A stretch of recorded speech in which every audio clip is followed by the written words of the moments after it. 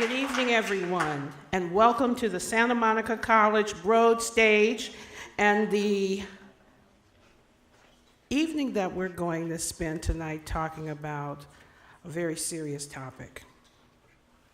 It's a pleasure to see so many of you here, and it's a privilege to have you here in the house with us to talk about something that's not only affecting our local community, but communities across California and across our nation. Many of us want to learn how to help not only the population that we're going to talk about tonight, but we also want to learn how to help and be part of the solution that supports individuals who have experienced homelessness, who are experiencing food insecurities, who are having trouble with child care. So for this topic, for the type of topic that it is, we appreciate you spending your evening with us to hear about some of the things that our city is interested in doing and to think about some of the ways that you can be engaged.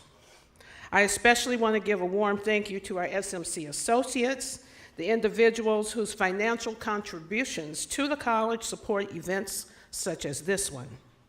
As the associates' motto spells out, they raise funds to engage, enrich, and inspire. By looking at things like we're going to do tonight, we look for ways to find solutions to problems today, but also solutions that will be very useful to us down the line. Now, I want to acknowledge our students who are in the house, because we know that at Santa Monica College, our students take center stage for us. So students, are you out there?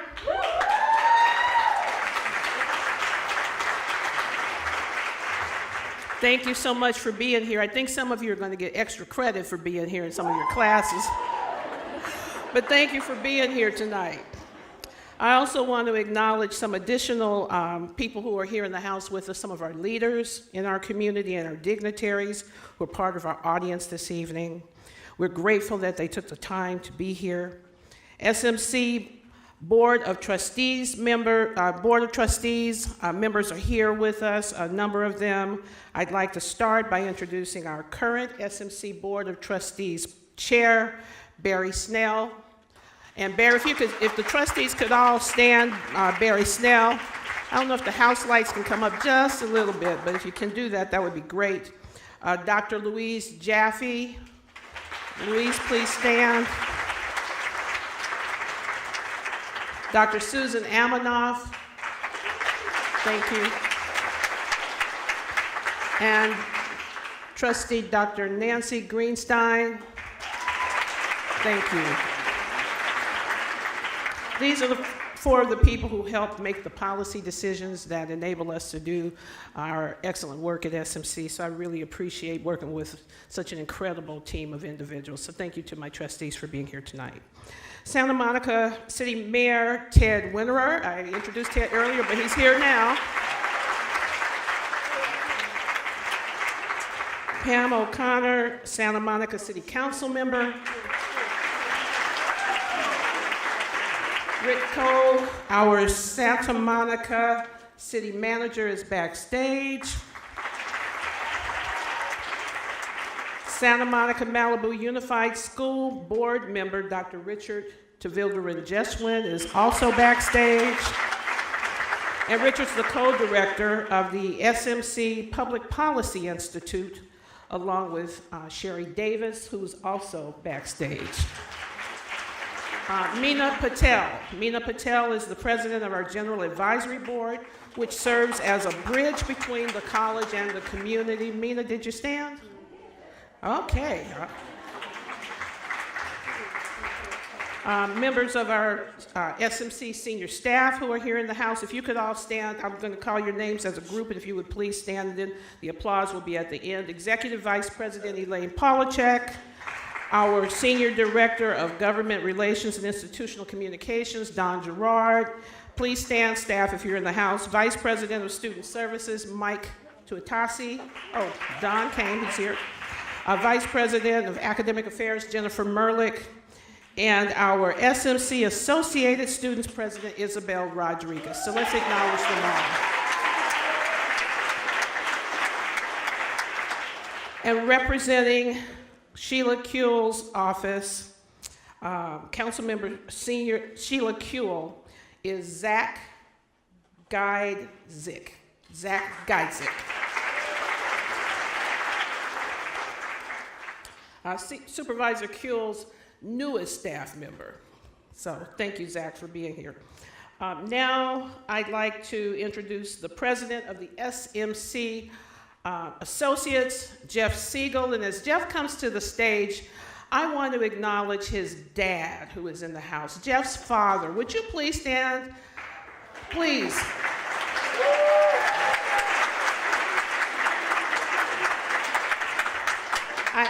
Usually once you get to be in a certain stage in life, you don't mind saying things like how old you are. But this gentleman is 85 years young, and I had a chance to talk to him, and he is just amazing. Thank you so much for being here to support Jeff. Jeff Siegel. Thank you, Dr. Jeffrey. It's my pleasure to welcome everyone here to our 37th annual SMC Associates Kickoff event. I'd like to ask if you're a member of the SMC Associates to please stand up so we can acknowledge your support.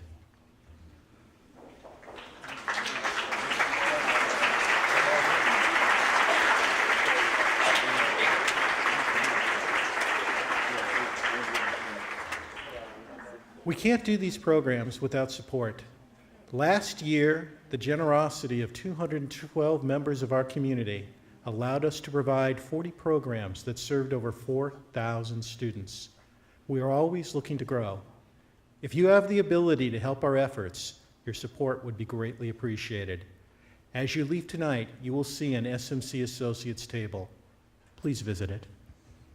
And now, without further ado, I'd like to invite Sherry Davis and Dr. Richard TJ, the co-directors of the Santa Monica College Public Policy Institute, to please come to the podium.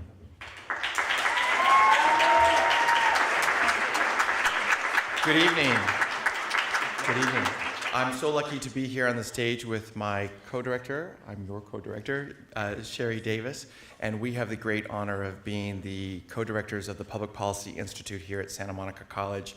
We are the only public policy institute in the California Community College system, and we are very proud of that because, yes. And we always love to give a shout out to Sheila Kuehl, who's our founding director as well. We are a program that looks to harness the passion and the excitement of our students, our Santa Monica College students, so that they can learn to be the greatest of advocates for that which they care most about in their lives. So we are an interdisciplinary program focused on many different areas: the environment, urban policy, health policy, arts and cultural affairs, and education policy.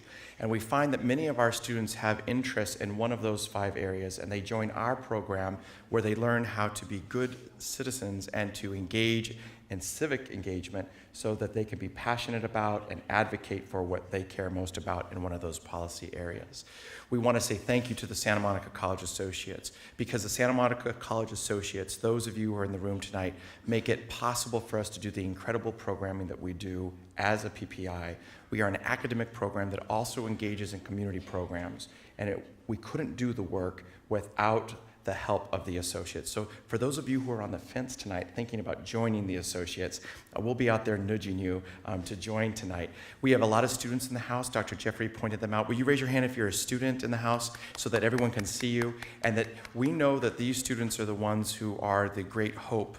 The students who come to Santa Monica College are going to be the leaders in our community in 10 minutes' time. Dr. Susan Amanoff reminded me tonight. She said, tell those students, remind everybody that Election Day is coming and people need to be registered to vote. And she said, remember what Michelle Obama says. Michelle Obama tells young voters, you wouldn't let your grandma pick the clothes that you wear or the music you listen to. right? So neither should you allow the young Santa Monica, or not young Santa Monica college students, the students shouldn't allow someone else to make those decisions. We at the Public Policy Institute do our very best to be participant collaborators in the education of incredible, incredible members of our community. Thank you. And that deadline to register to vote is Monday, October 22nd. So lavote.net is a really good resource if you're not registered already. Speaking of resources, we want to thank those who participated in our resource fair this evening. We had 17 amazing organizations who gave us information about the great work that they do and gave all of our guests and students who are here tonight a chance to learn more about them. So let's do a hand to all of those participants in the resource fair. Their names and contact information are listed in the program as well. So if you didn't make it to a table, or if you got to a table and you wanted to know more about that organization, please take a look at your program, contact them through their websites, and I'm sure that they're looking for as many volunteers or those who would like to help them with what they do as possible. So this panel discussion that we're about to hear on homelessness is likely to bring up questions for a lot of you. I'm sure that we all are aware of this issue at some level, many different levels, and hearing from our experts from across our communities, possibly going to get your brain working in a way that a question might pop into your head that you want to ask. Or you may already have one in mind right now. And what we'd like you to do is write your question on one of the white cards, and our president's ambassadors will go around collecting them so that we can provide those to our panelists during the Q&A portion of our event this evening. And now it is our honor to introduce Jason Lessner from Homeward LA. Jason, please come to the podium. Thank you. We started this in late October, and we worked on these pieces, and this is where they're at. Today is all about hearing the pieces so we can get a sense of what's working, and I think we'll go ahead and get started. When I was a kid, I escaped into drawing. On those days, the junior high school kids stole our lunch money. I just spoke with my kids for the first time in a very long time. Basically, we had a group of writers work with people who have experienced homelessness, and the goal is to raise awareness around the homeless crisis. And the only way we're going to end homelessness is if we do it as a community. I could really dance. It was like I was a new person. He's that baby girl who did. Shout out to the That day, I called on my wife. He pointed right at me. I was in tears because, you know, I just couldn't believe that's me talking to someone else, you know. This is a proud moment for me, you know.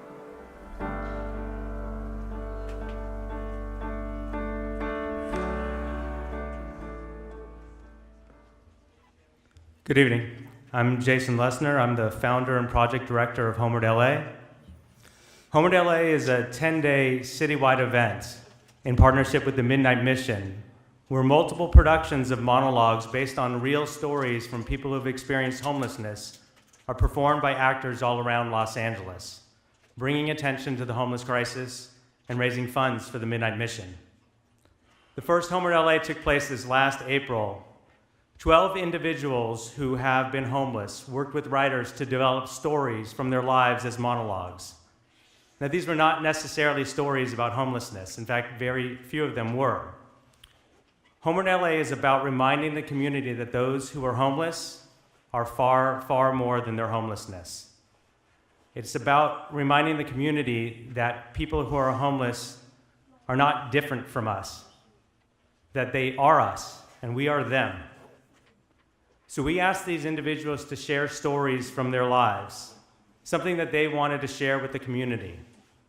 The monologues were performed by nearly 300 actors in 26 productions all around the city. Nearly 2,000 people heard these stories.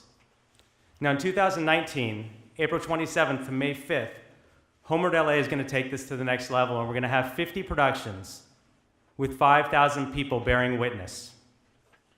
Homered LA is based on an idea that although there are great people and great organizations doing vital work, it is ultimately going to take the community coming together to end this crisis. So we seek to inspire the community to commit to the vision of a city where everybody has a place to live. And I don't know about the rest of you, but for me personally, nothing inspires people more than the connection that comes from sharing stories. Now, I could talk all day about Homered LA, and if they let me, I probably would. But I think the best way to get a sense of the project is to experience it. So I'm very happy to bring to the stage a wonderful actor, Sean Baker, who will perform the piece he did at Homered LA last April entitled The Prison Waltz, a true story from Gregory Davenport.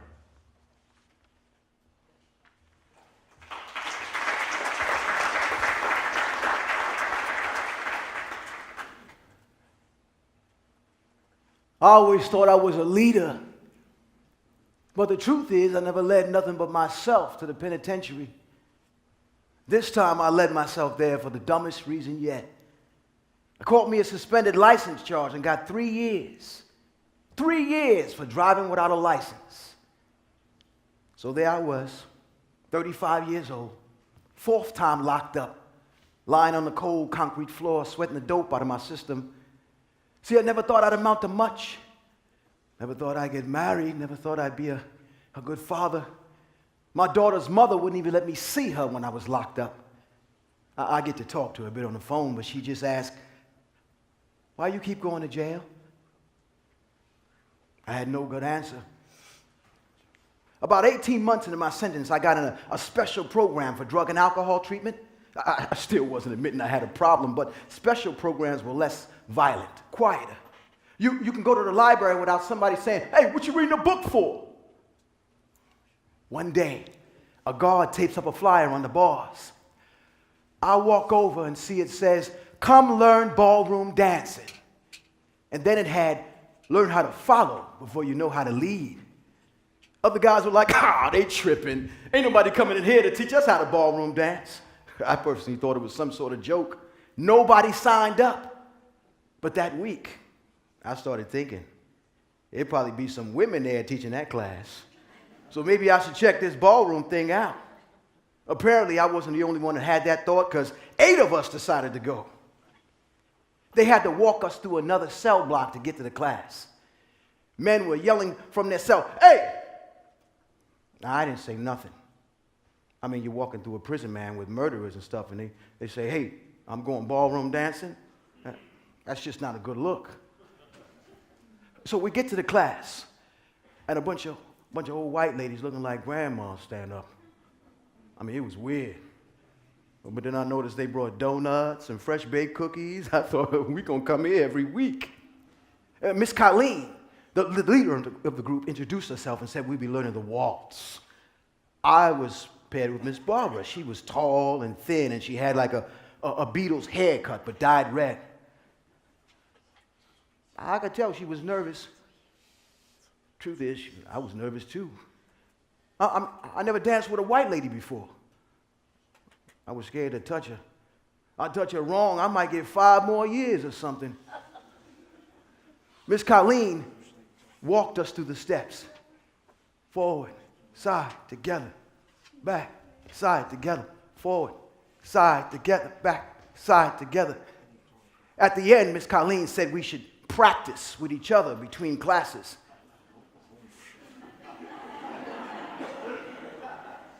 Nobody said a word, but I bet you can guess what we were thinking. No way in hell we're dancing with each other. After the class, I was happy. I mean, to be honest, I might have got 1 or 2 visits a month, but now here these ladies, they're gonna come here every week. When you're in prison, you see some different people come in and they bring you donuts and stuff, and they talking to you. Makes you feel human. I find myself starting to think about how I used to break dance. I started thinking about a whole list of things that I love that I got away from. These ladies were waking stuff up in me.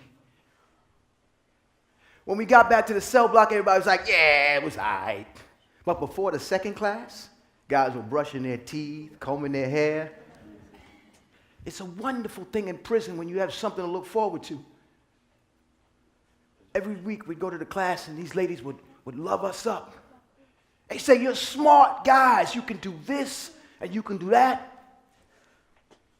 Aside from my mother, these women were the only people that ever showed me unconditional type of love. In fact, Miss Barbara actually reached out to my daughter and started teaching her ballroom dancing.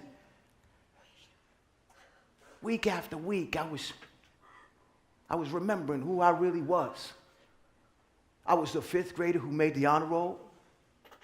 I'd done a little college. I was the first black waiter in a fancy restaurant in Virginia where Douglas Wilder, the first black governor of the entire U.S., used to request me. We were all so inspired, we actually did start dancing with each other. The guards would open up the catwalk for us, and you see a whole line of us practicing our steps. We didn't even care what the other prisoners thought. Or if we did, we cared about something else much more. The class went on for 4 months, and then we had a graduation. They brought in barbers to cut our hair and rented us tuxedos and stuff. I invited my sister and my daughter to be there. The graduation took place in the child hall, so we had to walk through the other cell block again. This time, we looked like we were heading to the Grammys. Men were yelling at us, going on and on about how sharp we looked. I said, hey, we going ballroom dancing. When we get to the child hall, there were a bunch of people there already, city officials and stuff. They all stood up and clapped as we walked in.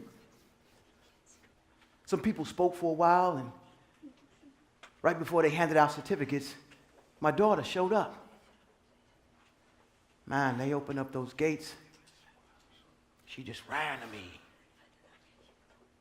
And I grabbed her like, wow.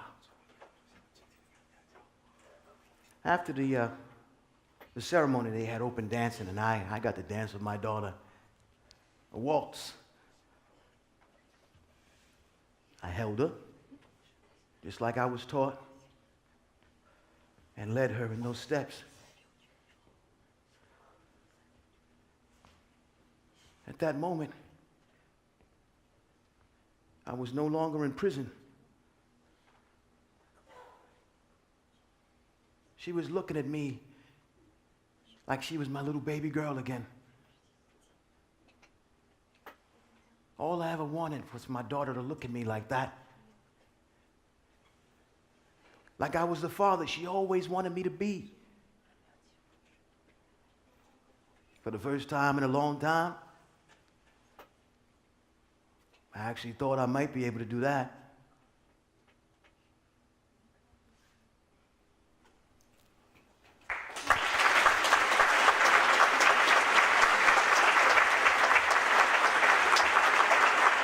And I'd like to bring out, oh, he's out, Greg Davenport. Good evening. Wow. I just now was enjoying my own story. And what I got out of it was that, you know, we're more alike than different. Because nobody would have ever told me that I would be a ballroom dancer and then get a relationship back with my daughter. But, you know, I'm basically here to support Homewood LA.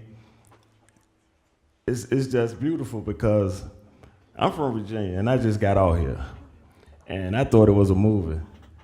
People intense and whatever is something, but the same thing that's happening here is happening across the country. And I think here in California is like a different vibe and spirit here. And I really think that we can do something as a community to come together. I'm kind of lost for words. I think I walked out too quick. But I'm really glad that y'all came, and that's about it.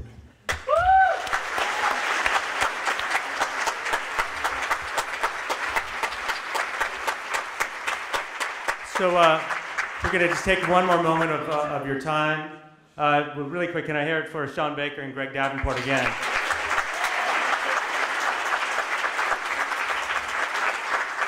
Just want to share how all of you can get involved in Homered LA 2019. First of all, you can reach out to me at homeredla@gmail.com. Just shoot me a message. You can grab me tonight. That's another great way to get involved, and just tell me. Just so you get an idea, there's obviously a lot of people and a lot of that it takes to make Homered LA happen. So right now, what we're looking for is individuals who would like to produce one of the shows, and I can tell you all about what that means. Doesn't necessarily mean you have to have experience as a producer, but I can help you do that if you're interested. We also are looking for schools to do student productions, high schools and colleges. If you have connections to those, come please grab me and let me know. Santa Monica College, I'm expecting one of you to grab me over here.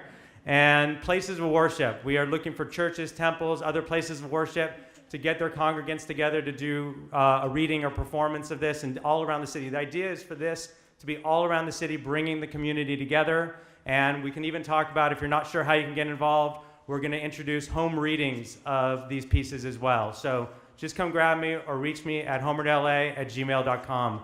Thank you all again.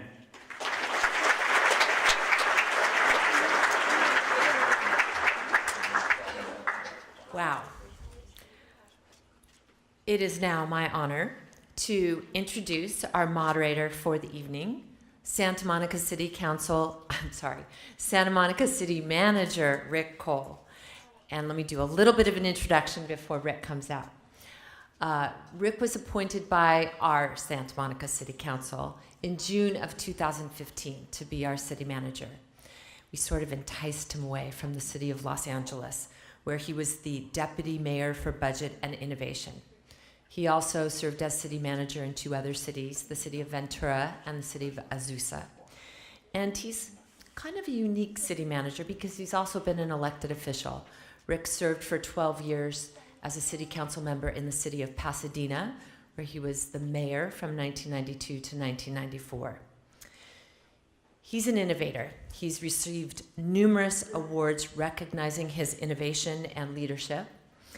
And in his 3 years in Santa Monica, he's done many things. Among them, he's guided the setting of our city's priorities into 5 strategic goals. And they include mobility, inclusion and diversity, transforming the Santa Monica Airport into a park, learn and thrive, my personal favorite, and so relevant tonight, homelessness. You can see why we're so lucky to have him as our moderator. So thank you, and please give a warm welcome to City Manager Rick Cole.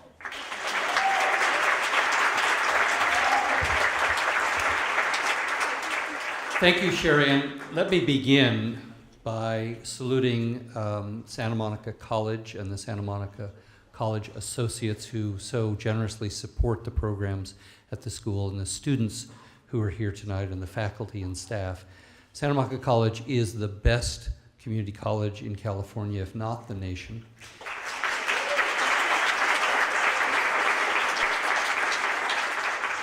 And that's not just proved by the quality of its programs and the quality of the students that it's graduated. It's also proved tonight by the size of its heart. So we're going to talk tonight about what is probably the most searing human tragedy and most visible symptom of the flaws in our society that we face today. In Los Angeles County, tonight there are 56,000 homeless people. 36,000 of them will sleep outdoors tonight. That doesn't happen in Japan. That doesn't happen in Switzerland. That doesn't happen in Sweden. But it's happening right here where we live. Almost 40 years ago, the governors of California, first Pat Brown and then his successor Ronald Reagan, made a decision that seemed like a good idea at the time. They closed our state's mental institutions where people were locked up for life who suffered from mental illness. And there was a compassionate, humane, and sensible alternative, which was to have communities take responsibility for people with mental illness. But those clinics were never set up and never funded. And so we planted the seeds of what has grown into today's crisis, in which community mental health is a tent on the street.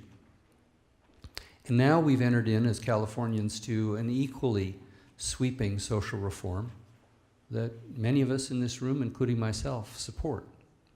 And that is to reduce the level of incarceration in our state prisons, which had put us with Russia and South Africa as among the highest rates of incarceration in the world.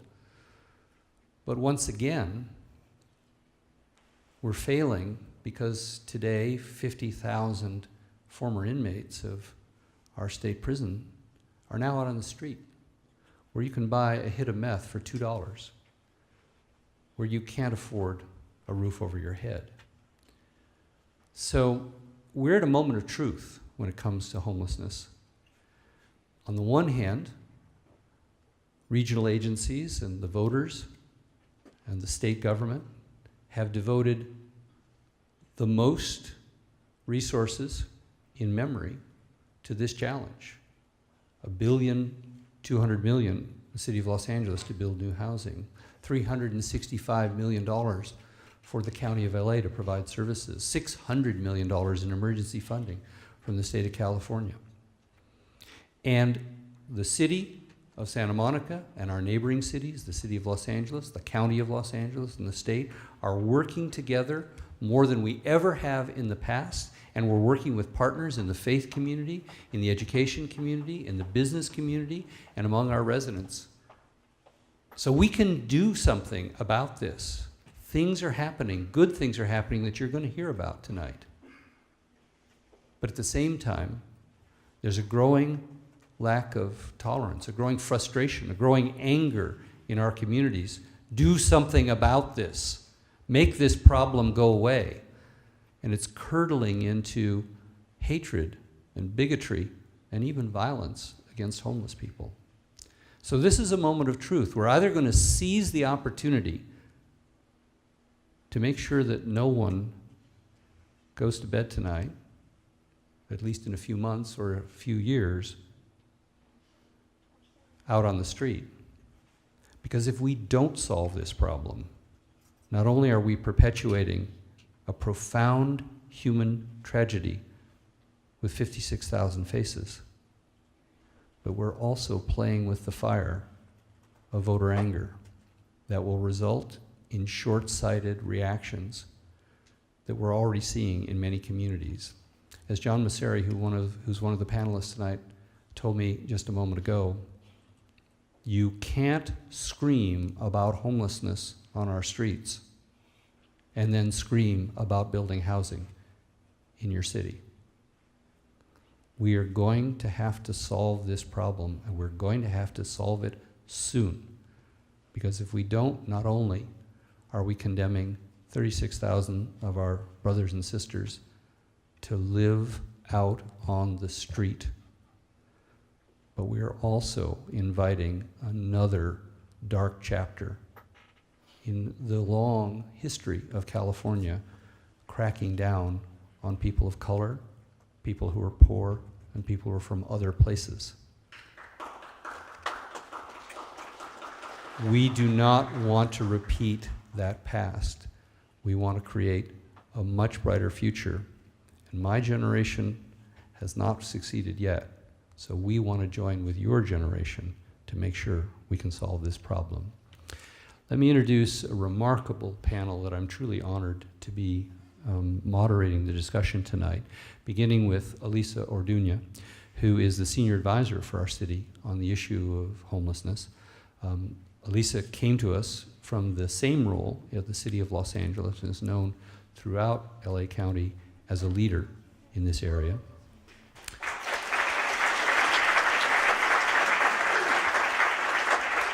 John Maceri, who I mentioned a moment ago, the Chief Executive Officer of the People Concern, which has its roots here in Santa Monica with the Ocean Park Community Corporation that was founded some 40 years ago. And for the last 20 years, John has devoted his considerable skills and his generous heart to making a difference in this issue. We have two students. Maritza Lopez and Kate Lieb, both of them were students at Santa Monica College. Maritza, if you could lift that bag up. There we go. Demonstrating again, both these young leaders started here and are now at the University of California, Los Angeles, proving again why Santa Monica College is #1 in graduate transfers to UCLA for something like the umpteenth year in a row. Dr. Nancy Grass is the Associate Dean. Dr. Grass is the Associate Dean here at Santa Monica College for Student Life, and she's been involved in food security issues, which she's going to talk about. And in her long career in higher education, she told me that long ago she realized that you can't effectively educate students unless you first make sure that their basic needs are met. And now she is part of Santa Monica College's commitment to making sure that the students here have their basic needs met so they can learn and go on and power the 5th largest economy in the world. Dr. Debra Locke is the head of the Santa Monica College Guardian Scholars and foster youth programs. Dr. Locke spoke to my heart when she said to me that when students don't have a home, this is their home, and it's our job to take care of them. So please join in a very warm welcome to all of our panelists.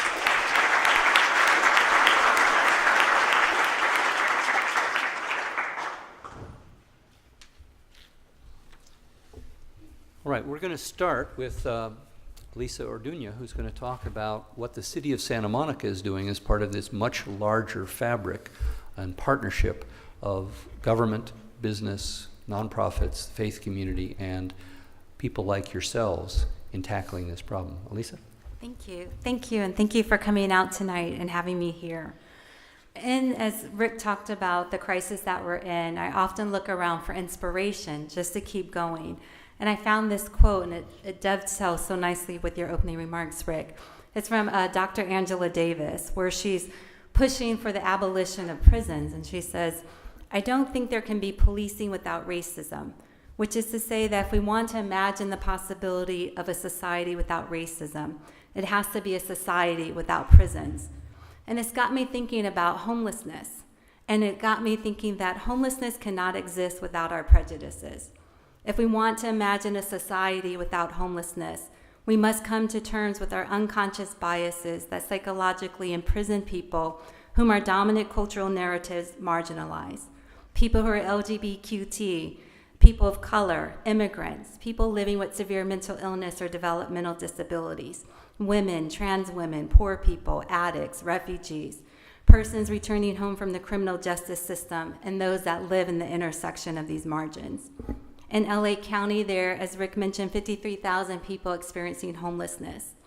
While 70% tend to be tied to economic homelessness, where they need just a little support, 30% are what we call chronically homeless. These are people that have self-reported serious mental illness, substance abuse, or both. But we know many people, in fact, almost 100% of people experience homelessness have experienced trauma. That sense of rejection, that sense of not belonging. 35% of people experiencing homelessness are African American across our county, although only 9% are African American in the population. 35% are Latinos, many recent immigrants, and 2% are transgendered, steadily growing. To imagine a city or society without homelessness, we must reimagine how we'll address homelessness as a symptom of these deeper cultural prejudices. And we must begin to shorten the wedge that is happening in a rapidly global world, in a world of rising affluent, where the difference between the haves and the have-not continues to grow. In Santa Monica last January, with help from many of you, we counted 957 people experiencing homelessness. The majority of our residents are single adults, including a large veteran subpopulation. 27% were new to Santa Monica, being here less than a month. However, 48% were from LA County, 32% from out of state. Perhaps it's the spirit of place or the legacy of St. Monica's tears, who never gave up on her son, St. Augustine. Maybe it's just the end of Route 66 or just the soothing waves of the ocean. But Santa Monica is an organic receiving community for people seeking respite, including those who are living with severe mental illness or experiencing homelessness. Yet we know we must create a balance between serving those in need and keeping our community safe. And this is why Santa Monica has a long history of addressing those with the highest vulnerabilities through a variety of innovative programs. We were one of the first communities to develop a by name list so that we know who's experiencing homelessness and getting to know what their needs are.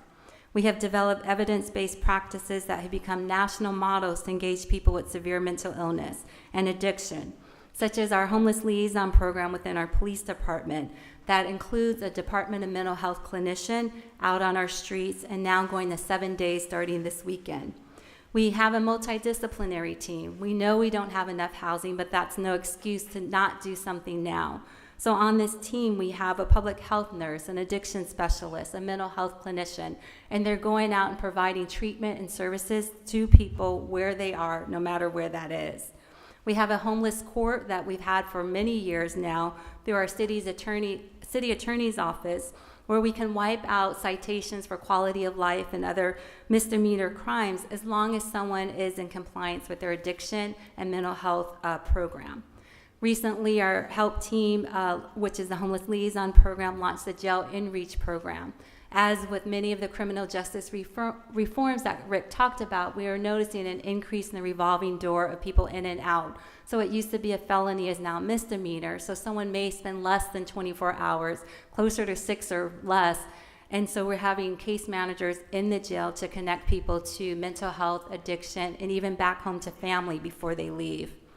We have, over the years, thanks to your support, have developed a low barrier shelter system that includes close to 400 beds for various subpopulations, including our students, women, families, and people living with addiction.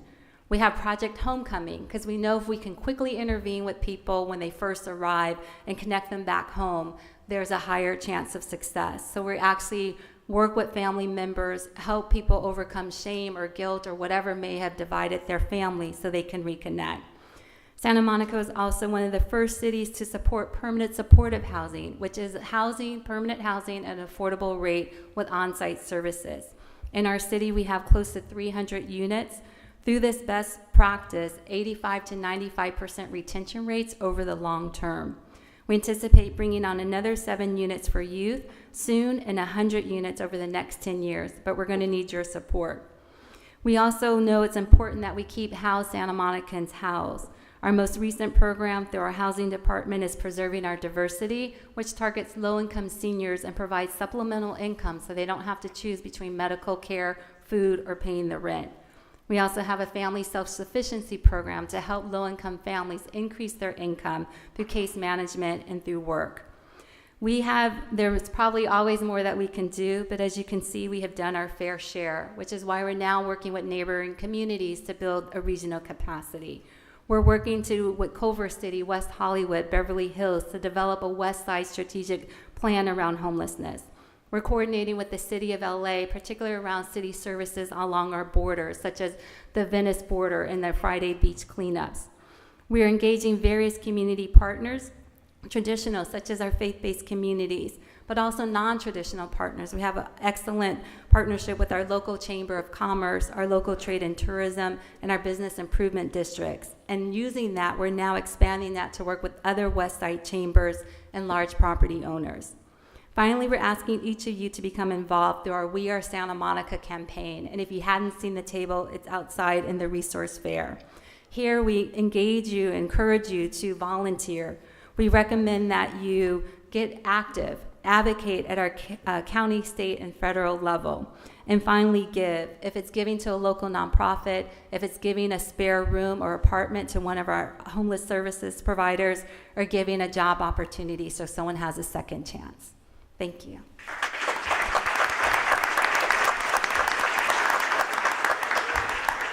Thanks, Alisa, for spelling out what the city of Santa Monica is doing in our 8.3 square miles, but there are hundreds of square miles in Los Angeles County, and so John Maceri from the People's Concern is going to talk about the regional perspective and the nonprofit response to this crisis. So, well, first of all, thank you, Rick, for your opening comments. I couldn't underscore some of the points you made better, and thank you all for being here tonight. So I want to talk a little bit, when we talk about regional responses, it's not just the city of Los Angeles, but really the county of Los Angeles, because they are two strategic partners. As most of you know, the county of Los Angeles is made up of 88 cities, Santa Monica being one, and the largest, of course, being the city of Los Angeles. So this idea of a regional approach and regional solutions is critically important, because in Santa Monica, we're surrounded by the city of Los Angeles. And so what happens here or what happens there impacts the other. Rick talked about measures HHH and H, and I just want to give you a little bit more detail about how some of those resources are being used. So measure HHH is the city of Los Angeles. It was a bond that was passed by the voters to build 10,000 units over the next 10 years of affordable housing, and specifically permanent supportive housing in those number of units. Measure H is the County of Los Angeles services side, and that's funded through a quarter-cent sales tax increase over the next 10 years, which is projected to generate about $350 to $360 million a year for the next 10 years. So it is the largest investment we have had locally, and by locally I mean in the County of Los Angeles, ever. In all of my time in doing this work, this is the first time that we've had a sustainable stream of funding on both the capital, the construction side, as well as the services side. And when we're talking about services, we're talking about mental health care, we're talking about substance abuse treatment, we're talking about street outreach and engagement, which is critically important. You heard Alisa talk about the work that's being done here locally, but through Measure H, we have ramped up the multidisciplinary street outreach teams across the County of Los Angeles. And now there are literally hundreds of people on the street every single day, with a focus, a relentless, as I've heard Rick say many times in our city, a relentless engagement of people. Because our work really begins with building fundamental trust and relationships with people. So street outreach and engagement, helping people move into interim and bridge housing, and you probably, if you've been following the mayor's initiative, the Bridge Home program, the goal is to build interim or bridge housing in at least one in all 15 council districts, hopefully more, but the goal would be that every community takes a share of responsibility for housing people who are experiencing homelessness in those local communities. Our organization, the People Concerned, was fortunate enough to operate the first in downtown El Pueblo, which is near the historic core of downtown Los Angeles. It's a 45-bed facility, 30 men and 15 women, with the goal of moving them into permanent housing. It's the first of many, and it's interesting because people often ask me, what can 45 beds do? We have 53,000 homeless people. This is a drop in the bucket. I've heard all kinds of metaphors, it's a ping pong ball in the ocean. And my response to that is that it's not just about 45 beds or 45 people. It's about the first 45 and the next 45 and the 45 after that and the 45 after that. And as the other Bridge Home programs scale up, it'll be 60 beds and 80 beds and 100 beds, and that will be replicated many times over. So I did say to Rick, and it's become my mantra in every public forum that I present in, which is we know what works. Homelessness is a problem that responds to smart strategic investment. It's housing with the appropriate level of supportive services to keep people housed. Now that sounds simple. It's very difficult and complex work, but we know what works. And we are at a point in time, I agree with Rick completely, I believe we're at the tipping point in Los Angeles. I think we have been given a tremendous opportunity to really move the needle, but we're only going to do that if we scale up housing. And so the idea that people will show up at a community meeting or when an elected official holds a town hall and will complain bitterly about encampments and street homelessness and antisocial behavior, and then will show up at another meeting when a housing development is being proposed or permanent supportive housing development is being proposed. And folks, we can't have it both ways. Either we're going to build housing and house people and move them off the streets, which is the ultimate solution to homelessness, or we're going to say that we don't want housing and the amount of street encampments is going to grow exponentially. And we've already seen that happening across the city and county. I think what's different in this arc of time is that for a long time, homelessness was isolated to pockets of it. Was, Santa Monica's problem or Venice's problem or South LA, or there were, other areas of the city or county where it was more isolated. But I think all of us experience that we have wide-scale street homelessness and encampments in every part of the city and county now. You cannot, if you live in the suburbs, if you live in the canyons, if you live in the more rural areas, we have large-scale encampments everywhere. And so a lot of that has to do with the fact that we have been in a deficit on housing production for decades. And in a lot of ways, we have reaped what we have sown. We started the downward spiral with the deinstitutionalization of people with mental illness and never providing the community supports that were promised to stabilize people.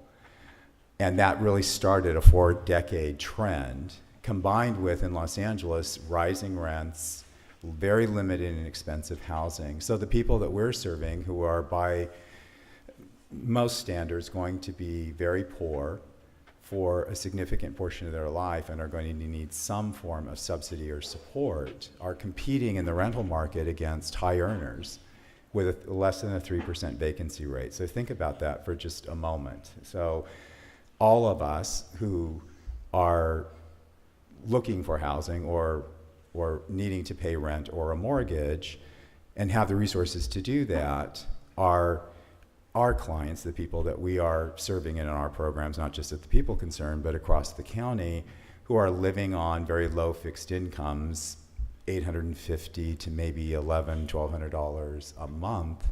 Where are you going to find housing when the average one bedroom across the county is approaching about $2,000 a month? You would spend all of your income and half again as much just to pay the rent. So we have to find a way to scale the production of housing and build it faster and cheaper. And I'm not talking about poor quality. I'm talking about scalability and sustainability. And I was sharing with Rick backstage that I think one of the things that has happened with HHH and H is it's given us an opportunity to really rethink the way that we're doing things. And I really believe that there will be some disruptions in the current system of housing production so that we will get to a place where we will have private developers and coalitions coming together to figure out a different way to build housing. So we'll look at modular housing, we'll look at manufactured housing, we'll look at shared housing.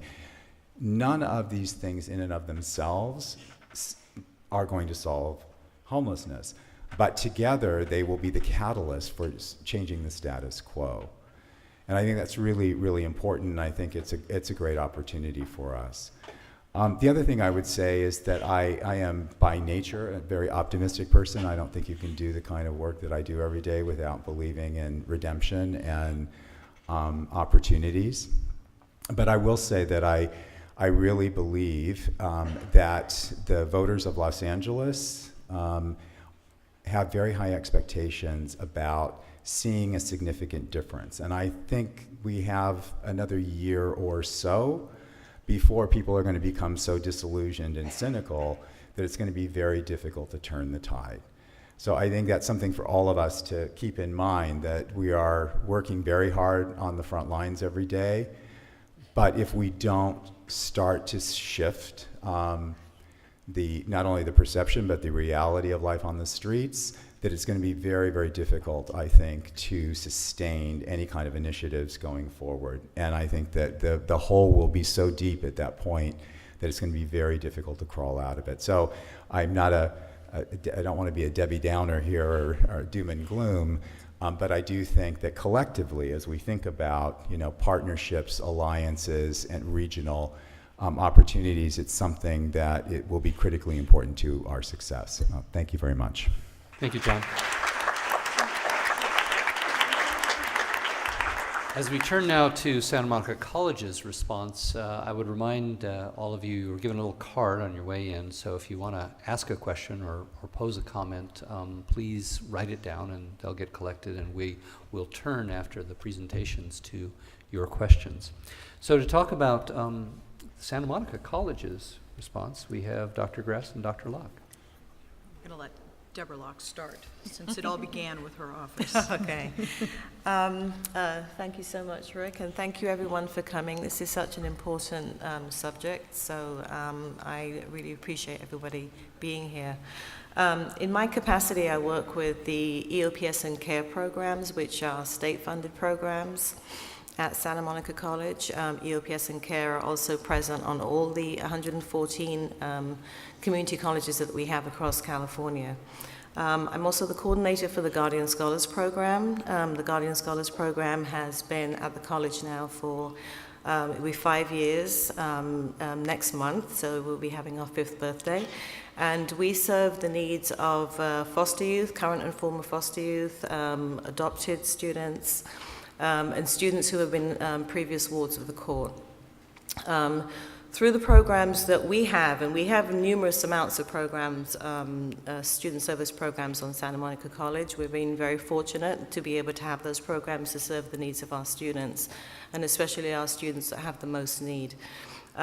We have, through EOPS and through Guardian Scholars, we do have meal assistance vouchers that we give out to students.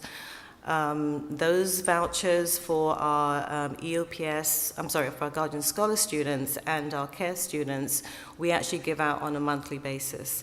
So depending upon funding, we give out between $30 and $50 a month in meal assistance, and like I said, that would be in the form of vouchers.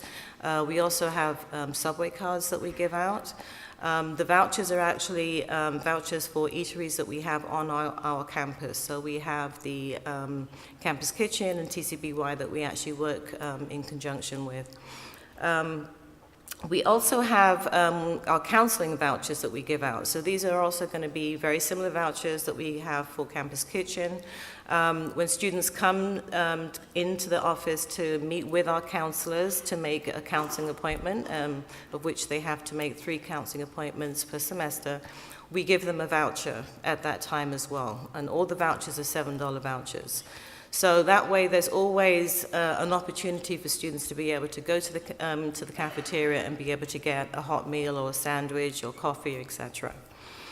Most recently, we have partnered with eClub, which is a local organization. eClub is a delivery program that they have in the Santa Monica area.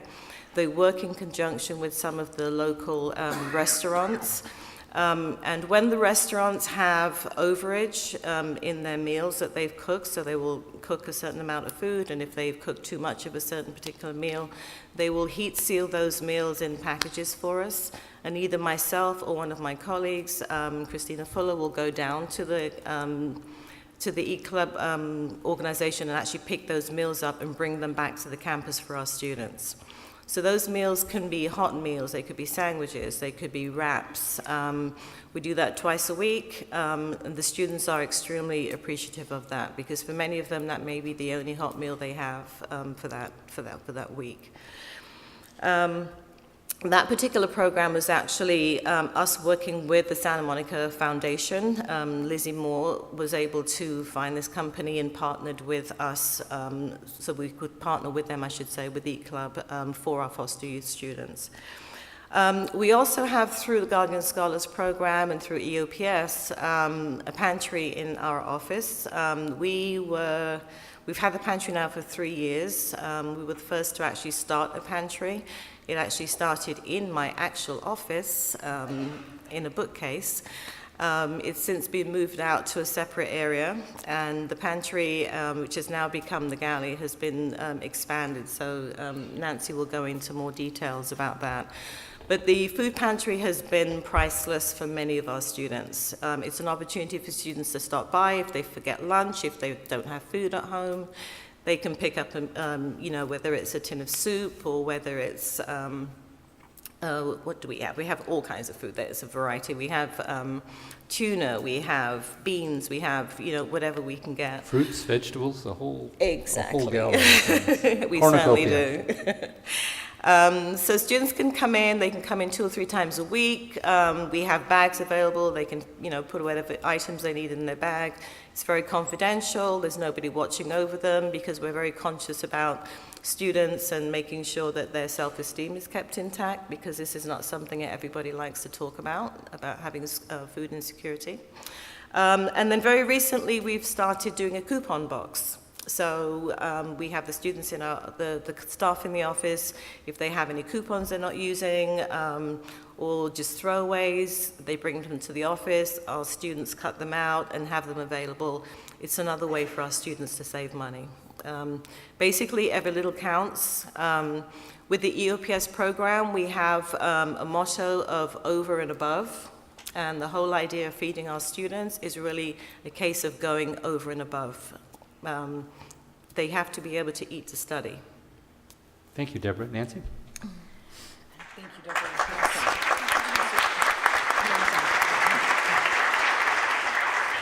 So the programs that Deborah's talking about have been really critical for the students in those programs, but for anyone who's been in higher education, not just at Santa Monica College, but statewide and nationwide, it had become crystal clear that the problem of food insecurity and housing insecurity was much bigger than the students that were being served in special programs.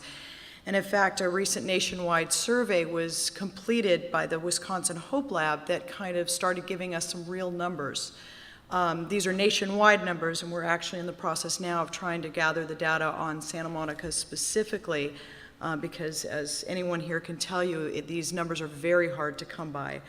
Just in terms of how we define terms like food security and housing security, what that actually means. Different measures measure it differently. So what they found was approximately 50% of community college students are struggling with food and housing security, and that 13% of community college students are homeless nationwide.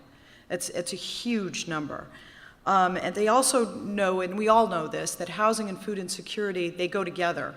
73% of the students with low levels of food security also reported being housing insecure, and 23% of those reported being homeless. And as Deborah already mentioned, if you haven't eaten today or maybe in a few days and you don't know where you're going to sleep tonight, being able to study for a chemistry exam or write a big English paper is really not possible. And when we talk about retention and success rates, making sure our students' basic needs are covered is critical to being able to help them get through. 20 years as a professor, I knew it every day when students would come in and they would fall asleep in my class, and sometimes I would think, if that's the only place you can sleep that's safe, just do it in the back where you're not bothering anyone, because maybe that is the only place they can be to get a good night's sleep. So a few years ago, when I stepped into my role as Associate Dean in Student Life, the students that year, this was 15-16, the Associated Student Government chose food security as their goal for that year. And there's Director of Student Assistance, I always have trouble remembering the names of these things.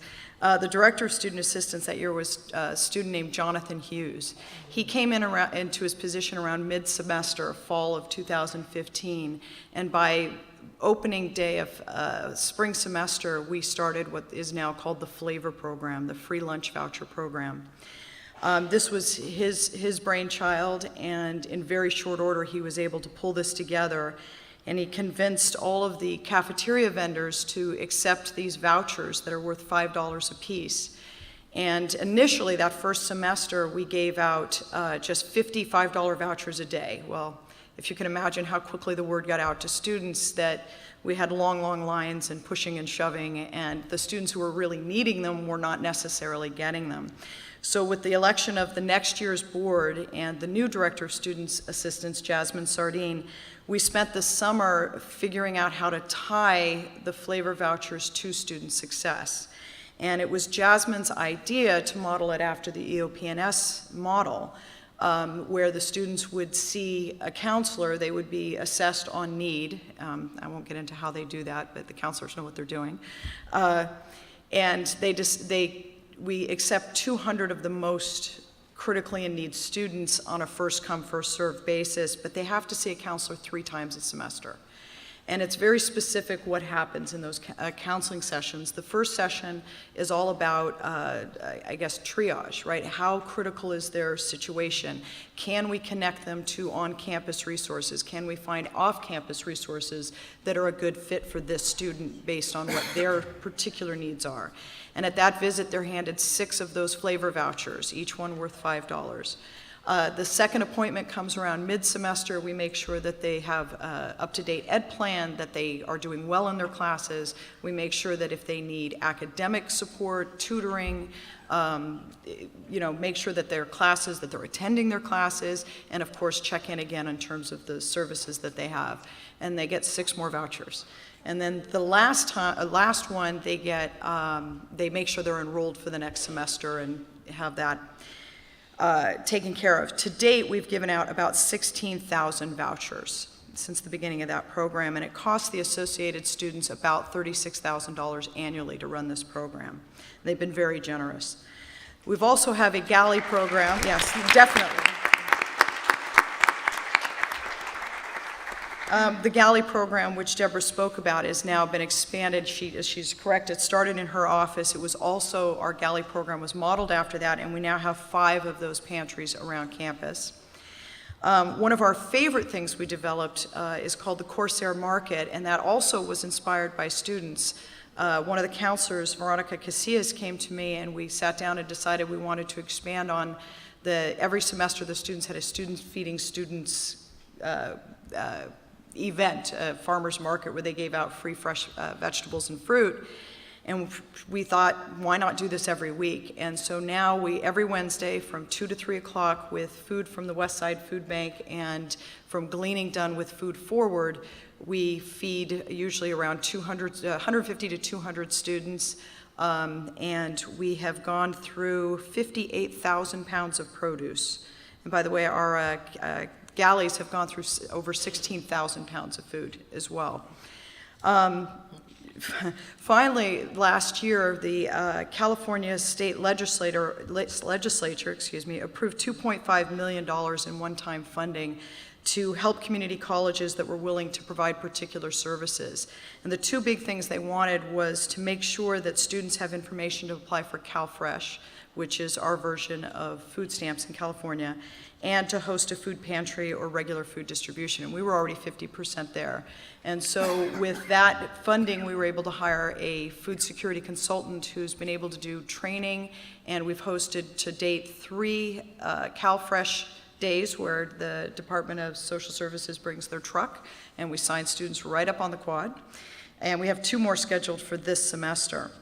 The last thing I want to note, and I know I'm getting a time mention from Kirsten, but this one's fun. These programs, one of our big goals is to get them to be self-sustaining. It's incredible that the AS puts $36,000 toward it, but with a new board, the attitude can change and that money could go away very quickly.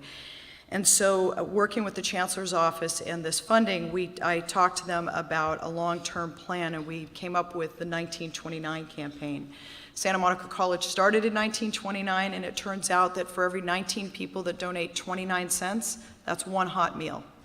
And so now we've convinced the cafeteria folks who've been so amazing on all of our other programs to add a button to their cash registers, and they ask, would you like to donate to the 1929 campaign? And we started that this semester, and from what I hear, they're getting people every day. So if you're in the cafeteria, donate to 1929. And people have even begun offering $5, $10, and $20 donations right there at the cash register. And ultimately, our goal is to guarantee that every student enrolled at SMC has access to at least one good meal a day. And as they say, that is extremely low-hanging fruit. So, Thank you. Thank you, Nancy and Debra. We're going to conclude with really an extraordinarily inspiring story from two young women leaders, Maritza and Kate. There was no shelter in Southern California for students. And the leaders who came out of UCLA said, we're going to change that. And they partnered with a church here in Santa Monica. And it made life a little uncomfortable, I have to tell you, at City Hall. But we worked our way through to make it work, because we were determined to work our way through some of the laws and make sure it was a safe environment. And so to hear more about that, I'm going to turn it over to Maritza and Kate. Thank you. Hi, everybody. My name is Kate. This is Maritza. We're really just grateful to be here with all of these wonderful minds and all of you in the room, because as you guys have noted from the speakers today, this is a huge problem that's going on, but it's something that we can work towards a solution. Maritza tells the founding story so much better than I do, so I'm going to leave that to her. But what I'm going to tell you is what we do. We have 10 beds, so we can serve 10 residents per year. It is their bed. They don't have to worry about it being assigned to somebody else. They can leave their belongings there. They don't have to carry it with them. And they also have access to 2 meals a day. We know that that can make a huge difference in the lives of students, not just passing a class, but actually acing a class. And knowing where they're going to sleep tonight can mean the difference between staying enrolled or dropping out. Now, we're also really lucky that we have people from UCLA in the social welfare and the medical department, or the medical school, that come and also work with the residents so that they are getting kind of a wraparound service. It's not just housing, it's medical work and social work that they might need help on. So with that being said, I'm going to turn it over to Maritza, who is one of our amazing student leaders.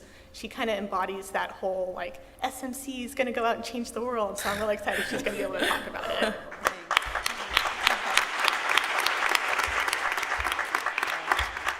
Well, good evening, everyone.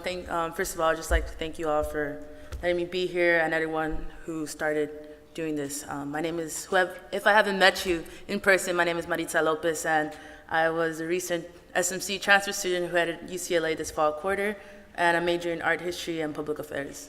So, excited route.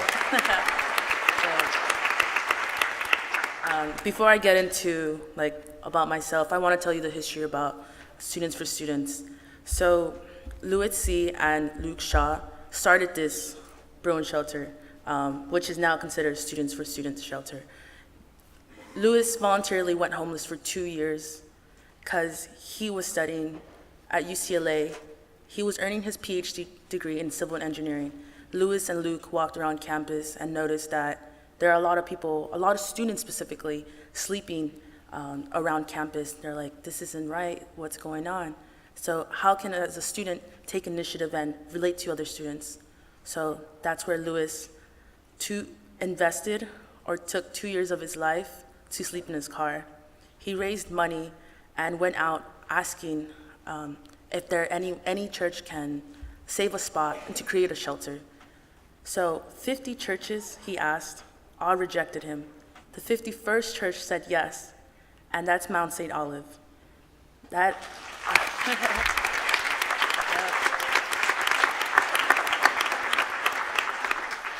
And honestly, thanks to Louis and Luke and Kate and Lauren, it's all the L's, like I kind of messed up. It's Lopez now, but thanks to this wonderful group, I had a place to stay. Before I get into details, I want to tell you a little bit about my background first. So I come from a family of 7. I have 4 siblings, 3 older brothers, and 1 little sister. My 2 oldest brothers were high school dropouts. My 3rd brother is currently in prison.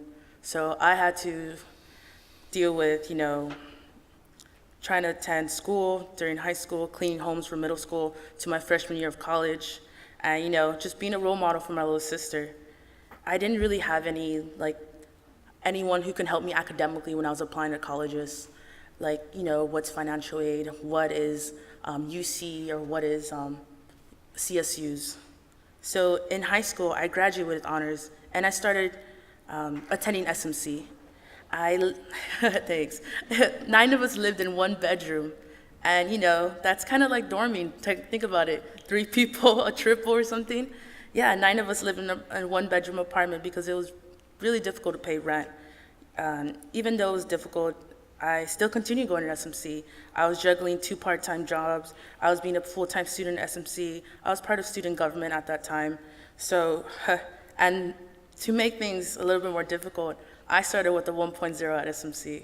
So, you could build your way up.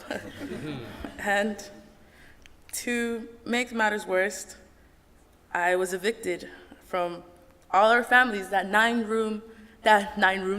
people in 1 bedroom. We all had to leave, so we scattered.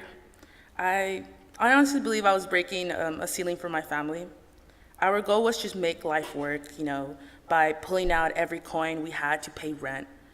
And that didn't work for me. I honestly was like, I have to cut it somewhere. I decided to take chances, letting anyone who wanted to help me, help me grow. And I should accept their help. In my past internships, my supervisors became my closest mentor, my closest friends, and I met 2 people named Laura and Sergio. They were also the first-generation college students in their family. I met Laura in a metro train station.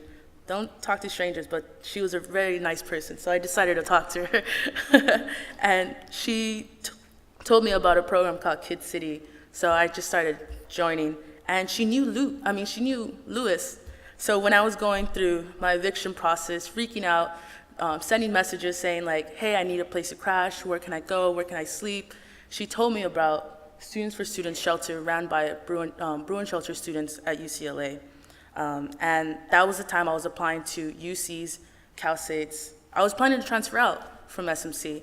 So I used my personal statement to submit my application for living in the shelter. And guess what? I was in. That was a huge step.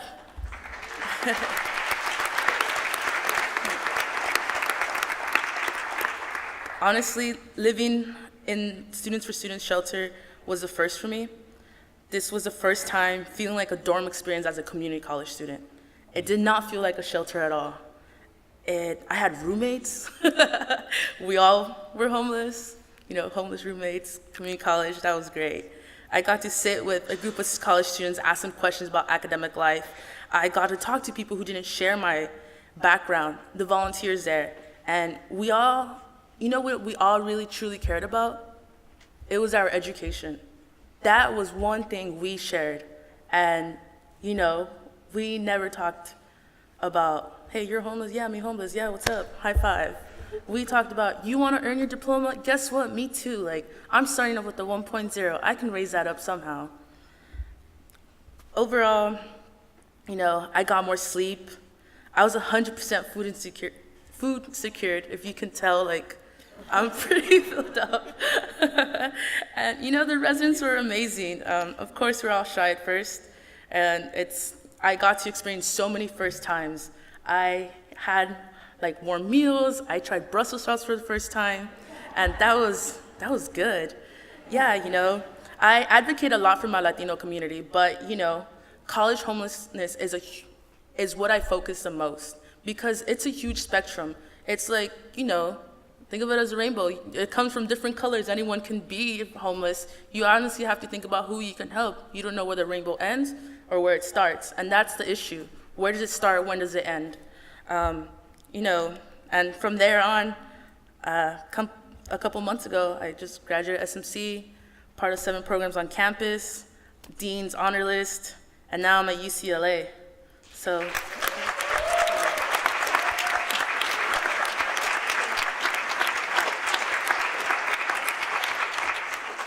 There are a lot of inspiring stories like Maritza's and the one we heard earlier from Greg. Someone's going to come up and bring the cards with your questions. In the meantime, let me ask just one sentence from each of you. What do you think is the greatest misunderstanding in the public view of homelessness? And I want to start with someone who has to address that question often. John, what's one sentence of things that people don't understand about this challenge? That people want to be homeless. People think, yeah. That you choose that lifestyle. That you, that you know, you wake up one day. I mean, I say all the time, you know, I've met thousands of homeless people, and not once has anybody ever said to me, I had this great life, and I woke up one day and thought I would just throw it all away and go live on the street. That is, I have never heard that story, ever. Alisa. That people are service resistant, that they don't want services. I think it's more, what are the services that we're actually offering them, and does it help them lead to that path toward family or housing? Mm-hmm. Maritza. Handling homeless issue isn't really the biggest problem we should be facing. Housing isn't a thing, you know, people can live anywhere they can. Kate. I think specifically thinking about homeless college students or housing insecure students is that college is hard and that they should accept to eat ramen and that couch surfing is okay when they're just trying to get their education. But it shouldn't be that hard, and you shouldn't lose out on the community feeling that you get when you're in higher education. So it would be the misconception of college is hard, so just suck it up, but you shouldn't have to go without food or go without a safe place to sleep. Debra? I think I'd probably say that what I hear from students is that people will say, well, if you really wanted to find somewhere, then you can do it. It's not that difficult, especially if they haven't gone through having to find a place in the West Side. The assumption is, oh, it's really easy. You're not working hard enough at it. I was going to say the same exact thing, that it's somehow their fault, but also that it happens to other people, that it doesn't happen to us. I myself have been briefly homeless 3 times in my life for 3 very different reasons, and really there, but for the grace of God, any of us, we don't know what's around the corner or what could happen or how the rug can be pulled out from under you suddenly, and you find yourself with nowhere to go.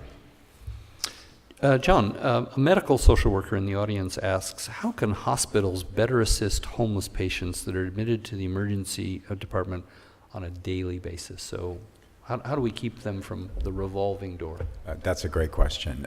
So high utilizers of hospital emergency rooms is an area that uses a tremendous amount of resources in our service delivery system. What I would say is then we've done a lot of work actually in this area with some of our local hospital partners and have been expanding that to the 6 hospitals on the west side. But one of the things that would be very helpful is to develop meaningful relationships and warm handoffs with community partners. One of the things that's been very successful is that some of our local hospitals have installed patient navigators in their emergency departments to work alongside the emergency department staff and then be the liaison and bridge between the hospital emergency room and the community-based provider, because at the end of the day, what most of these patients are coming in for is not acute medical problems. They're coming in because they feel safe in the hospital and they're treated well and they want to get in, you know, often out of the elements and get something to eat and just have a safe place to be. So creating those relationships with the community-based partners that can actually take on the care of those patients and get them connected to the local federally qualified health center, community clinic for the ongoing primary care, and then organizations that will work on the long-term housing for those individuals. Alisa, one of the audience members asks about what about older adult homeless folks in Santa Monica? Do we know how many there are and what's available for them? We don't know the specific number of older adults, but we do know countywide that that's the fastest growing population. In fact, older adults 62 and older grew by 22% just between 2016 and 2017. And as Bill Parent so often talks about in our homeless steering committee, when we think of the baby boomer generation, we really need to start planning affordable housing as people make that economic transition from working to retirement. I would suggest in Santa Monica, if you or someone that you know is at risk of losing housing, please contact our housing department and talk to Barbara Collins about the Preserving Our Diversity program. It started as a pilot with only 22 slots, but that will be expanded coming up in January. So there are resources available. But senior housing is just something we can't emphasize enough, that it's a critical need that we need to start really focusing on. And I'll respond to a question that's an intriguing one. What role can private business play in building supportive housing, shelters, and/or affordable housing in conjunction with local government?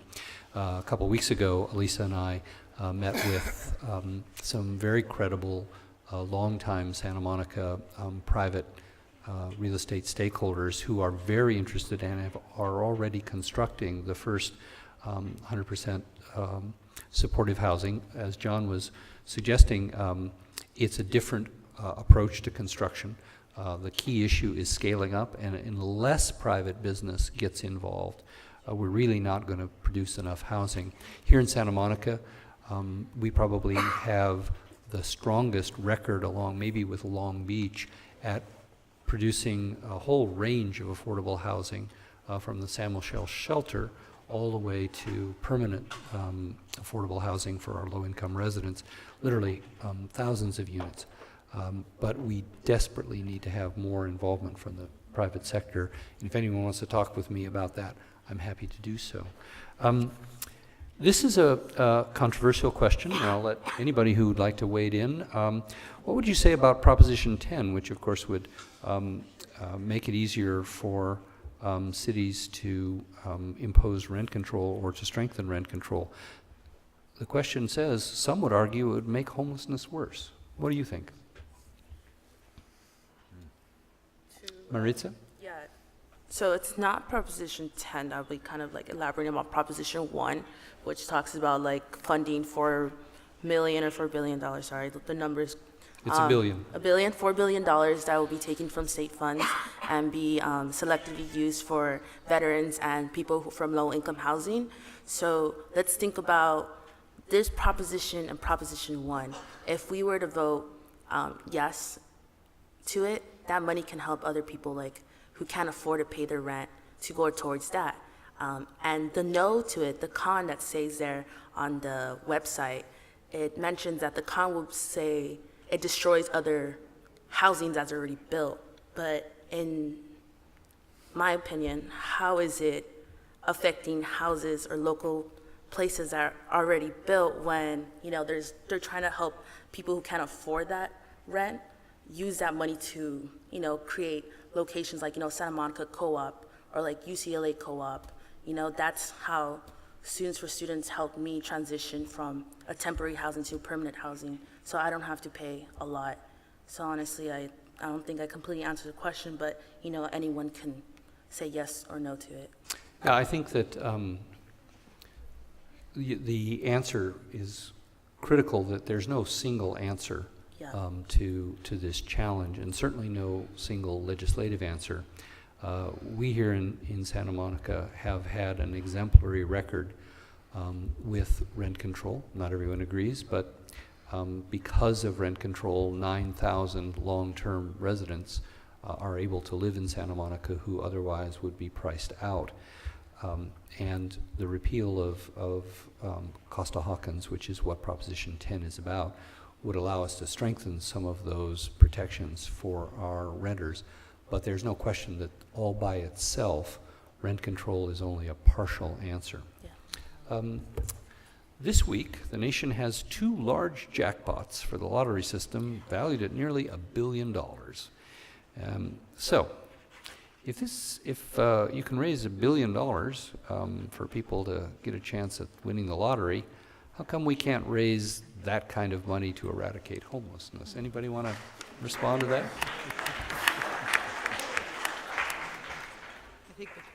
I think the question's an answer in itself. All right. Yeah, fair enough. Do we have time for one more question? One more question. Okay. What are the reasons other nations don't have our homeless problems? What are they doing that we should be doing? That's a great question. I'll take that one.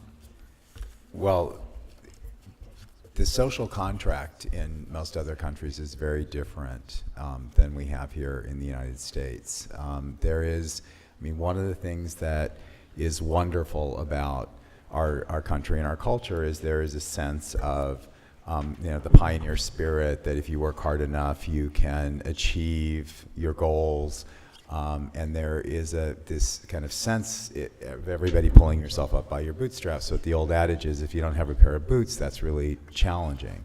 So if you look at other countries, especially Western European nations, the social contract, there is an expectation that the things that we take for granted or that we feel we have to work for are considered rights. So healthcare, education, housing, basic things that people need to live and thrive are provided. Granted, there's a higher tax base, but the acceptance and understanding is that in a safe and decent society, that when communities thrive, everyone does better. And so you don't have wide-scale homelessness. And I'll share my own anecdote. This was brought home to me many years ago. There was a group of academics from Western Europe that had come to the United States to study homelessness here, and they had been on the East Coast, and then they came to Los Angeles, and I spent a day with them. We were here in Santa Monica, and we spent a lot of time in Skid Row. And the man that I was sitting next to was from Belgium, and he was very quiet, and he was very intent, and kind of as we were going around Skid Row in a bus, looking at the street landscape. And when we were done, I said to him, "I'm curious what you're thinking." And he said, "I'm horrified. I'm absolutely horrified that in the richest country on earth, you let your citizens live like abandoned animals on the street." He said, "In my country, this would never be tolerated. We would overthrow the government." And I never forgot that, because I think it really is, and I think it goes to the same question about why can't, if we can raise $1 billion for a lottery, but why can't we raise $1 billion to end homelessness? And I think at the end of the day, it gets down to what are our values and priorities, as a society. Let's thank the panel. And we thank you for coming out tonight. The City of Santa Monica and our City Council, and again, Mayor Winter is in the front row and would be delighted to talk with you about this. We talk about 3 things that we ask everyone to do. The first is to donate, because it takes money to make a difference, whether it's running a shelter, running nonprofit programs, and it takes money to feed people here on campus. So donate is important. We don't advise you donating to people on the street, because oftentimes that means that they're going to spend another day out on the street. Better to put it to programs that get people off the street. We also ask you to volunteer. Volunteer not just because your hours and your talent will make a difference in the life of someone, but you'll also learn a lot. You'll learn that the face of homelessness is much more diverse than you ever imagined. The problem, while challenging, is essentially a human problem, and humans can solve human problems. The third thing we ask you to do is to advocate, because, again, these are times in which people are advocating for very short-sighted solutions.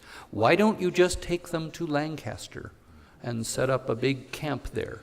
Why don't you just arrest them? And if you are not speaking up, if you are not educating, if you are not listening and showing empathy to people's fears and frustrations, these short-sighted viewpoints are going to get traction. So you need to get traction. And of course, you need to vote in 20 days. But there's a fourth thing. There's a fourth thing that I would throw out to as a challenge to all of you students, which is to emulate Maritza and Kate. And that's not just to donate, not just to volunteer, not just to advocate, but to innovate. We wouldn't be in this, we're not going to solve this problem with the solutions that haven't worked so far. So we need to do more of what works, less of what doesn't work, but most of all, we need to do some new things that are going to make a difference in this incredible challenge. If a shelter could be created in our community that didn't exist, that could make the difference in the lives not just of Maritza, but of many, many more of your roommates, you, whether you're a business student, whether you're an architecture student, whether you're an art history student, you can make a difference, and I would challenge you to join us, to join all of us, and for us to join you in making a difference. I want to again thank the college and the Santa Monica College Associates. A great program, a timely program. And let me close just by recalling the words on this stage from a few moments ago. when Sean Baker was acting out the words of Greg Davenport and talking about how that ballroom dancing program and the connection he made with those women volunteer teachers was that it made him feel human. Let's not forget that they're not homeless. There are humans. We share this planet and this momentary time that we all get to be together. It should be a community. It's not for too many people. Let's open our hearts, let's open our wallets, let's open our minds, and let's get this problem solved. Thank you for coming.